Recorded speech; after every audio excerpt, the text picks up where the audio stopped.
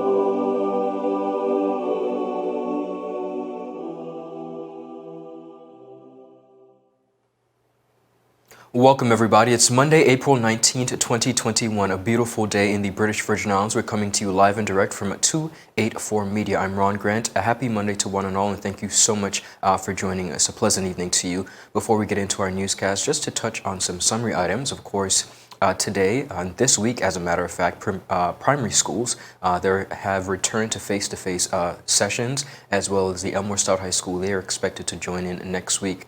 In addition to that, hold banks accountable, just like the politician, says Premier Foy. More BVI businesses are granting incentives to those who get vaccinated, and water demand is expected to increase, says the Minister, Honorable Kai Reimer. Beginning on the local scene, members of the Royal Virgin Islands Police Force yesterday evening, Sunday, April 18th, confirmed that a woman was shot in Paraquita Bay. Information Officer Diane Drayden of the Royal Virgin Islands Police Force said, and I quote, "Police responded to a shooting incident in the Paraquita Bay area. One person was taken to the Dr. D. Orlando Smith Hospital. No other details are available at this time." Now, a number of reports have been circulating. However, up to press time, this is all the information received from the Royal Virgin Islands Police Force. Investigations are ongoing, and we do wish the victim a speedy recovery. In addition to that, police are seeking the public's help in identifying the perpetrators into a Friday evening armed robbery outside of Dave's Beauty Supply store in Boggess Bay. Initial reports indicated that 3 employees of the business were held at gunpoint outside of the store by 2 males wearing black hoodies and masks. Handbags with personal items and cash were taken. Thankfully, no one was injured in the event. Persons who may have any information at all regarding the incident of the where involved the perpetrators or the identity of them that took place in this robbery are asked to contact the Criminal Investigations Department directly through the Royal Virgin Islands Police Force access number 311 or the Intelligence Unit at 368-9339. Now, in a Government Information Services release, it was announced that the British Virgin Islands is reporting that some 9,079 first doses of the AstraZeneca vaccine were safely administered as COVID-19 vaccination efforts continue here in the BVI. Minister for Health and Social Development, the Honorable Carvin Malone, confirmed that the number of persons who received their first dose of the AstraZeneca vaccine during the 7th sitting of the 3rd session of the 4th House of Assembly on April 15th. Now, Honorable Malone stated that of the 34,000 doses of the AstraZeneca vaccine donated to the BVI, there is a working projection to fully vaccinate some 7,000 qualifying adults before the shelf life expires. Honorable Malone said, and I quote, "If we vaccinate sufficient numbers of our population, not only will we be protected, but we will begin to break the chain of transmission." The Minister of Health stated that all attempts are continuing to be made to encourage a further of some 7,848 persons to be voluntarily vaccinated, and of course, which will allow full consideration in relaxing protocols and the revitalization of the territory's economy in the safest way possible. Honorable Malone also lauded the new Memorandum of Understanding with the private medical providers, which seeks to intensely vaccinate persons through their private healthcare professionals. He said private healthcare providers have agreed to conduct vaccinations at no administrative or product cost to their clients or to the National Health Insurance Program. Now that we have secured several paths forwarded, it is our prediction that the rate of vaccinations would significantly increase. As far as possible, we will of course accommodate all persons who want to be vaccinated. Now, qualifying residents age 18 and older are encouraged to get vaccinated to protect themselves and others from getting seriously ill or spreading COVID-19 virus. Now, COVID-19 vaccination centers are open Monday through Friday. Persons are encouraged to register online at the ministryofhealth.gov.vg, but walk-ins are available and will also be accommodated with in-person registration on site. Persons must present a government-issued form of identification in order to receive their vaccine. Persons should also consult their personal doctor for any additional medical advice that they may seek, and that can also be done. To find more information on the COVID-19 vaccines, person can visit bvi.gov.vg/COVID-19. Viewers, still ahead, BVI gets licensed radio operator and examiner, and of course the BVI government signs a agreement to promote academic relations. We have all the details of that and so much more after a word from our sponsors. You're watching 284 News. The wind. What in the hell? I'm freaking out. Gender is about these people. It's always a pleasure coming to you live and direct from the What's poppin'? What's really good? Davis has won it for the Lakers.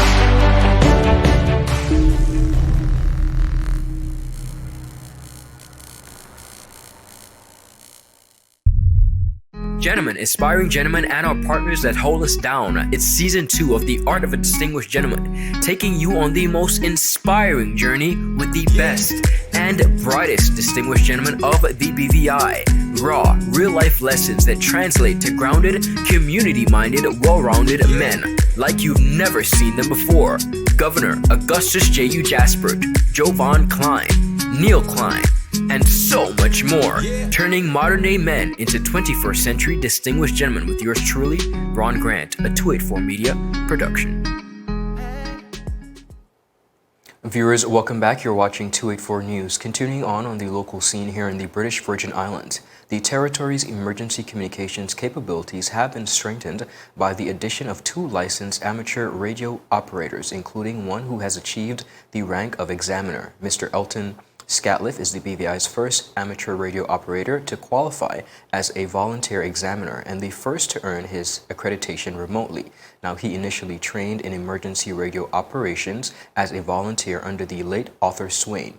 Professional cadet at the Department of Disaster Management, Mr. Keon August, who also becomes the first BVI amateur radio operator to earn an operating license remotely. DDM Acting Director Mr. Jason Penn said that the licensed amateur radio operators, sometimes known as hams, are an important component of emergency communications. He said, and I quote, "Amateur radio operators are a community that shares information about local conditions around the region and the world, and they can communicate even when landline or mobile services becomes inoperable." Mr. Penn said, adding that this means that they help us all prepare for and respond to threats from weather and other disasters. Now, amateur radio operators also connected on yesterday, Sunday, April 18th, for the World Amateur Radio Day, which was being observed this year under the theme Home But Never Alone, according to the International Amateur Radio Union.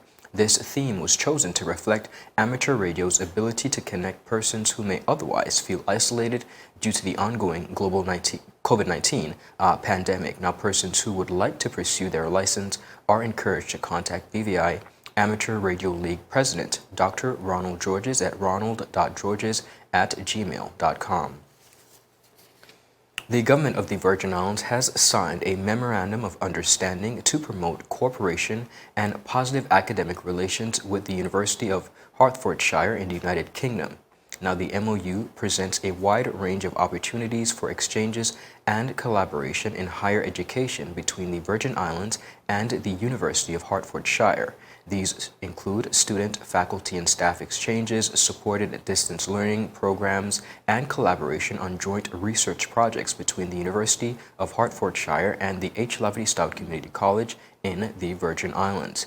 Now, the agreement with the university came about as a result of the wider partnership between the Virgin Islands and Hertfordshire County in the UK. Premier and Minister of Finance, the Honourable Andrew A. Foy, while speaking on the relationship, stated that the relationship began with the exchange between sports officials in the lead-up to the 2008 Beijing Olympics. Premier Foy stated, subsequently after, ahead of the London 2012 Olympic Games, several BVI Olympic athletes were hosted by a group of kind families in the Hertfordshire village of Ashton during their training period, and since then the relationship has blossomed. He said a group of Hertfordshire education officials visited the territory in 2014 to deliver training to newly qualified teachers and complete work in early childhood education. The Premier added that we have also had a BVI environmental and fisheries officer visit the colleges in Hertfordshire to discuss environment management. And on the BVI side, we have been pleased to host a number of Hertfordshire County graduate management trainees at our BVI London office for their familiarization days. Deputy Premier and Minister for Education, Culture, Youth Affairs, Fisheries, and Agriculture, Dr. the Honourable Natalio D. Wheatley, stated that the partnership will benefit the territory tremendously and complement the existing tertiary programs on offer at the H. Lavity Stoutt Community College. He said teacher training, special needs education, agriculture, and tourism are priority areas that come to mind. I also see the partnership as a great opportunity to research in areas of mutual interest. President of the H. Lavity Stoutt Community College, Dr. Richard Georges, reiterated the benefits of the partnership and, of course, the importance of collaboration, adding that he was so pleased to see the signing of the agreement between the government of the Virgin Islands and the University of Hertfordshire. Dr. Georges said it provides a framework by which the college will be in a key priority area, as well as opportunities for students, faculty, and even staff exchange. The world is ever shrinking, and it is important for us to embrace the spirit of collaboration and partnership to face our challenges to the future. The MOU between the Virgin Islands and Hertfordshire County was signed in November of 2011 and is approaching its 10-year anniversary. Now, the twinning partnership allows for collaboration in areas of mutual interest, including sports, education, higher education opportunities, community engagement, supporting those with physical disabilities, developing community links, youth behavioral interventions, economic development, and graduate work experience exchanges. The BVI London office acts as a point of liaison for the partnership in the UK. Also present at the signing of the University of Hertford memorandum was Vice Chancellor of that university, Professor Quintin McCollar, CBE, Pro-Vice Chancellor for the Business and International Development, Professor Julie Nallwork, Permanent Secretary in the Premier's Office, Dr. Carolyn Stout, that's Carolyn O'Neill Morton, Permanent Secretary, Mrs. Carolyn Stout-Igwe in the Ministry of Education, Acting Director at the BVI London Office, Ms. Tracy Bradshaw, and Deputy Director of the London Office, Ms. Flax, and other officials. The Ministry of Education here in the British Virgin Islands continues the partnership and will continue to provide opportunities, they say, for professional and educational advancement of the people of the BVI. Still ahead, we continue to look at the impacts and consequences of COVID-19 on the conservation here in the BVI and some great news coming out of the Football Association. We have all those details and so much more after a word from our sponsors. You're watching 284 News. Is business slow? Cash flow down? Hosting an upcoming event? We can help. Advertise with 284 Media and take your business or event to the next level by enhancing your present marketing and messaging strategies. Allow our team of experts to create a personalized ad that sets your business apart from all the rest. This could be your business or event. So, what are you waiting for? Contact our marketing team at 284media at cctbvi.com. Advertising with us works. So you're saying I can ask this cat any question? The cat is connected to the computer. You just type in the question, it will read his mind.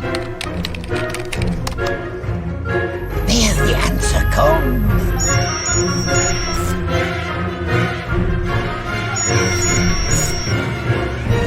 You're the man! I've been looking for this for weeks. Viewers, welcome back. You're watching 284 News out of Tortola in the British Virgin Islands. Now, COVID-19 has had environmental, economic, and societal impacts across the world. The Darwin COVID-19 Rapid Response Round responds to the immediate impacts of COVID-19 on the priorities of the Darwin Initiative, Darwin Plus, and the Legal Wildlife Trade Challenge Fund, and supports the early stages of recovery from the pandemic. Projects must directly be addressed in the impact COVID-19 on biodiversity between January 1st and March 2021. Now, the Royal Botanic Gardens, Q's UK Overseas Territories team, in partnership with the National Parks Trust of the Virgin Islands and the Fourth Ward Zoo, have been awarded a grant by the UK government, Darwin's initiative, to investigate the impacts and consequences of COVID-19 on conservation here in the British Virgin Islands. Now, building on 20 years of collaboration between Q, the National Parks Trust VI, and Fourth Ward Zoo, this project will provide a better understanding of the nature and extent of the impacts and consequences the pandemic has had to inform the development of measures to recover and, of course, adapt to a new way of operating. Measures introduced within this study are to limit the transmission of COVID-19 and that have disrupted the conservation work on the island, from monitoring of threatened species and habitats and the management of ex situ collections. Now, through field visits on 4 islands, Anegada, Fallen Jerusalem, Tortola, and Virgin Gorda, surveys conducted really helped to put the situation into perspective. One of the things that came out, the COVID-19 on the COVID-19 conservation in the British Virgin Islands, is as a result of the COVID-19 situation, it has limited the ability to do research. Now, the results of this study will really improve our understanding of these impacts and provide evidence for the most appropriate and resilient responses to minimize negative and maximize positive outcomes for the territory's unique biodiversity in face of future disturbances. Now, botanist Dr. Martin Hamilton says determining how the COVID-19 pandemic is impacting conservation and really understanding how we can mitigate against the consequences here in the British Virgin Islands is crucial to make meaningful recommendations for species and habitat recovery and management. Now, Fourth Ward Zoo therapist Mrs. Kelly Bradley said the conservation program for the critically endangered Anegada iguana was disrupted in 2017 following the hurricanes of Irma and Maria. Now, due to the COVID-19 travel restrictions and local lockdown measures in the territory, that has also reduced revenue sources, paused long-term monitoring program, and restricted recruitment on additional hatchlings in the Head Start program. Our goal now is to understand and minimize the effects of this global pandemic on the Anegada iguana recovery program moving forward. National Parks Trust of the Virgin Islands Director Dr. Cassandra Titley O'Neill went on to say, while we humans were forced to stay indoors during the COVID-19 pandemic, nature had an opportunity to heal and replenish. There was less pressure on the environment where species thrive, which gave these habitats time to recoup. We also know that this is no secret that while we were on lockdowns, the economy really, environment, had an opportunity to recover. We saw a total difference in how we incorporated our environment species, and we're happy to see that the studies are proven to really take a look at how this pandemic is affecting the environment, believe it or not. Now, the first session of the Football Association's Academy Coaches course took place on Friday, April 16th via Zoom with 25 participants representing member clubs as well as the men's national team.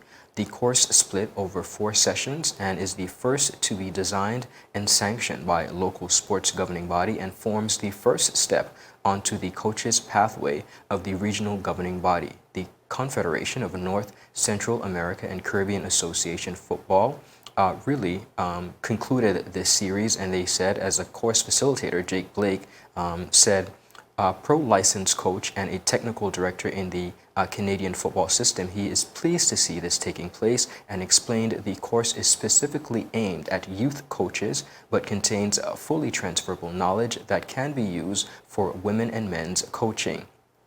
The first part of the course covered session planning, whilst subsequent segments will include long-term planning and development, match day preparation, and of course, talent identification. Successful completion of all 4 modules will give participants a certificate endorsement by the BVI Football Association and entitles the recipients to attend a CONACAF D-license course later in 2021. Session planning should be simple, consistent, and player-focused. Commented Blake, and of course, a coach should always stay on task with patience, stick to the aims and objectives of the session, and not really deviate from the planned coaching points. Blake also noted that it is important for coaches to really look at their players' ability, make sure all players are included, and ensure to offer positive encouragement if things do not go as planned. And of course, players are continuing to learn, so that should be reciprocated by the coaches. Blake also used the example of Joyce Monurto, terms of a coaching principle, which is basically to keep things simple and not to try to be too clever. The Football Association has been doing tremendous work, and we have another story following up that really highlights the interim coaches as they get prepared for the World Cup finals that they're going to be doing in Curacao. We have all these details and so much more after a word from our sponsors. We'll be right back.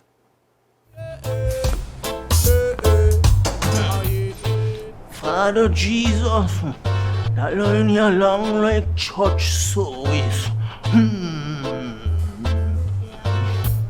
Alright, do enjoy the rest of the day.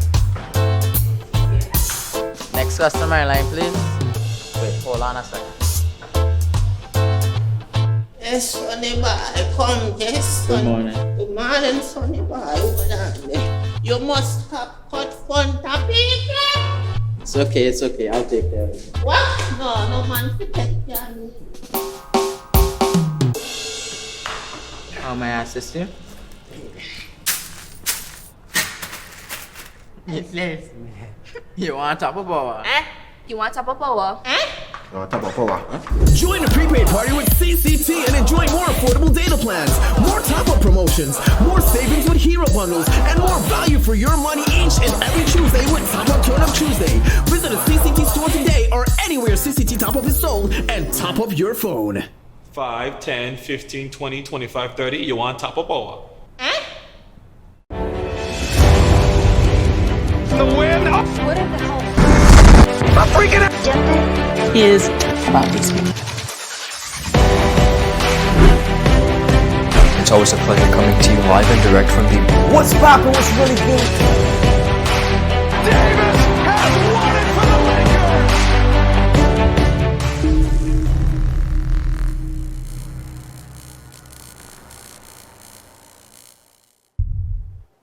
Viewers, welcome back. Now, with just about 8 weeks to go until the men's national team face Cuba and Curacao in the CONACAF World Cup qualifiers, interim head coach Dan Neville is of the firm belief that winning results are just around the corner. Now, the first 2 games against Curacao and St. Vincent and the Grenadines both resulted in a 0-3 defeat. But according to Neville, there were many positives to take into the next games. He said, "We had a 10-day build-up before the first game, and despite having to overcome many issues to do with the outbreak of COVID-19 and the lockdown in Curacao, it was great to get the players back together for the first time since 2019, introduce a group of talented youngsters to the demands of international football, and I think the staff and players left in a better place than when we arrived." Now, apart from the successful full debuts of Luka Chilwell, Ija Williams, Justin Smith, and Luca Rich, others like Giovanni Grant and Philip Graham were also making World Cup debuts, having already played in CONACAF National League, which meant the BVI ended the 2 games with an average of 19 against the usual average of 25 around the world. Now, Neville added, when you concede things like that, then the results will rarely follow straight away. But we are well ahead of our projections in the 5-year plan, and with such a talented group bursting through, then better results are just around the corner. The youngsters really made an impact when they came on. Some added energy and can only get stronger and better. Neville was also really impressed with the way the different groups of players, with some based in the UK, some based in the US, and the majority of players in the BVI really rallied together quickly, and although maybe not able to continually match their more illustrious opponents, certainly caused both the professionals of Guatemala and St. Vincent and the Grenadines enough problems to add to Neville's convictions of a bright future.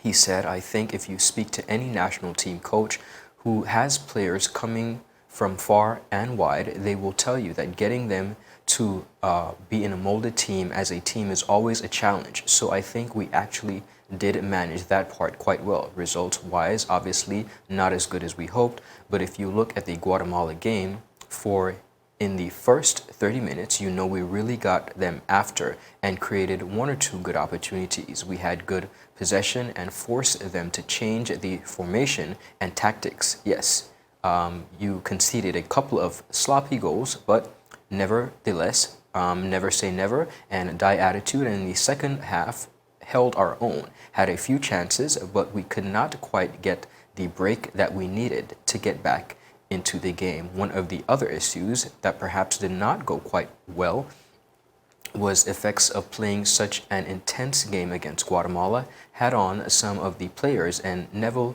intends to put right during the preparation of Cuba and Curacao. He said it was a really quick turnaround, just about 48 hours between the Guatemala and St. Vincent and the Grenadines game, and we will have about the same in Cuba and Curacao. So I think we're going to be really strategic in the 2 sides that we pick to ensure that we have enough legs going into the second game to be competitive from the start. Looking back now, maybe we should have shuffled the pack a little bit more, and we will really be seriously considering almost 2 different lineups. Now, due to the continuing logistic problems caused by the worldwide global pandemic that is COVID-19, the venue for the 2 upcoming World Cup qualifiers for FIFA Qatar 2020 has not been confirmed as yet, but they are scheduled for June 2nd and 5th, 2021.